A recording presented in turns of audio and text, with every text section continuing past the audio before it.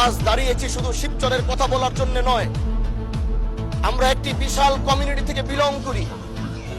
আমরা দেশ ও জাতির কণ্ঠ হয়ে কথা বলার জন্য জাতীয় সংসদে এসে দাঁড়িয়েছি। আমাদের সংসদে ওই পাশে যারা রয়েছেন তারা শুধু মনে করেন যে আমরা শুধু তাদের বিরোধিতার জন্য দাঁড়িয়েছি। বিরোধী দল মানে শুধু বিরোধিতা করা নয়, সরকারি দল যদি ভালো কাজ করবে বিরোধী দলের মঞ্চে দাঁড়িয়েও তাদের প্রশংসা করতে আমরা বিন্দু পরিমাণ দ্বিধা করব না।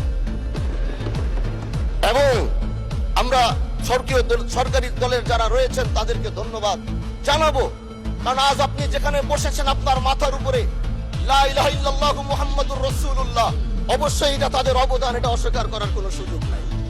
আপনার মাথার উপরে যদি আবার তাকাই তাহলে দেখি ওখানে লেখা বিসমিল্লাহির রহমানির রহিম।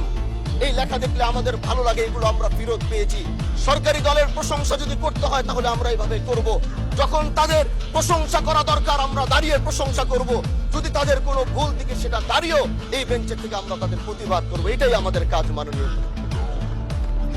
আজ দাঁড়িয়েছি, হয়তো আমার কথা অনেক লম্বা, আমি জানি না আপনি আমাকে সময় দিবেন কিনা, কিন্তু আমি বলতে চাই মাননীয় স্পিকার, আমরা যেই জায়গা থেকে দাঁড়িয়েছি বাংলার 30 থেকে 40 লক্ষ উলামায়ে কেরাম আমাদের দিকে তাকিয়ে রয়েছে, কারণ তাদের কণ্ঠ, তাদের সে আওয়াজগুলো আমরা যেন জাতীয় সংসদ থেকে দিতে পারি। তার মধ্যে অন্যতম একটি হলো মা কানা মুহাম্মাদুন আবা আহাদিম মির রিজালিকুম ওয়ালাকির রাসূলুল্লাহি ওয়া খাতামান নাবিয়্যিন ওয়া কানা আল্লাহু বিকুল্লি শাইইন আলিমা। আপনি জানেন নবীর পরে আল্লাহ নবী হচ্ছে আমার ইমানের অংশ, আমার ইমানের পার্ট। তিনাকে ভালোবাসা, তিনার উপর ইমান, এটা আমার ইমানের অংশ। তিনি আমার শেষ নবী, যেটা কোরআন ঘোষণা দিয়েছে। নবীও বলেছে আনা খাতামুন নাবিয়্যিন লা নাবিয়্যা বাদি, আমি শেষ নবী, আমার পরে কোনো নবী আসবে না। কিন্তু মাননীয় স্পিকার, দুঃখের সাথে বলতে হয় বাংলাদেশের এরকম একটি পার্ট রয়েছে যেই পার্টের এক অংশ মানুষ তারা নবীকে অস্বীকার করে, তারা মুসলমান দাবি করে, এবং এই বিষয়ে অনেকের ধারণা আছে, তারা জানে। এই আন্দোলন করতে গিয়ে অনেক মুসলমানকে রাস্তায় শহীদ হতে হয়েছে, আন্দোলন করতে হয়েছে। স্বাধীনতার পর থেকে আজও সে আন্দোলন চলছে, কিন্তু আজও পর্যন্ত সেটা পাইনি। আমি মাননীয় প্রধানমন্ত্রীকে বলবো, আপনি বাংলাদেশে একটি ইতিহাস রচনা করে যাবেন। আপনার মাধ্যমে যদি এটা স্বীকৃতি পায়, যারা নবীকে অস্বীকার করে তারা কোনোদিন মুসলমান থাকতে পারে না, এটা আইনের মাধ্যমে, এটা বাংলাদেশের পার্লামেন্ট থেকে ঘোষণা হবে, সেটা আমরা চাই।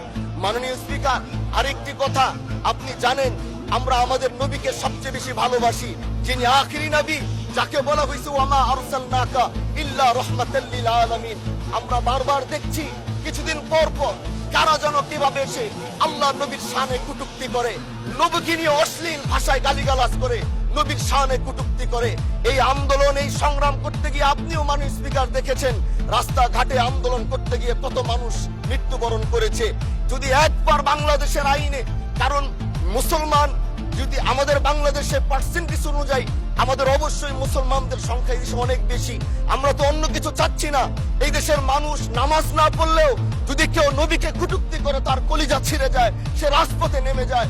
আমি বলবো যারা নবীকে কটূক্তি করে, নবীর নামে গালিগালাজ করে, এদের মৃত্যুদণ্ড, এই আইনটাও যেন বাংলাদেশের এই সংসদ থেকে পাশ করা হয়।